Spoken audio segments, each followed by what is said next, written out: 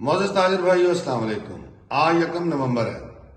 वज़ारत petroleum के notice के मुताबिक आपका कमर्शियल गैस का मीटर काट दिया जाएगा अगर आपने 40% तक महंगी RLNG वज़ारत पेट्रोलियम से ना खरीदी। हम समझते हैं कि ये नोटिस जो जारी किए गए हैं ये जुल्म ज़्यादती है, ये एक तरफा फैसला है और हम इसकी मजम्मत करते हैं।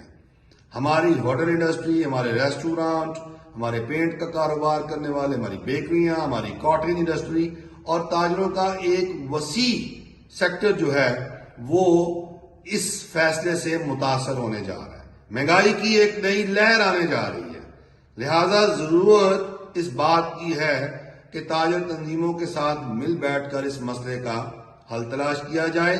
हम रियासत के साथ हर किस्म का ताउन करने को तैयार बैठे हैं, क्योंकि हमें पता है कि आलमी मंजरनामा क्या है।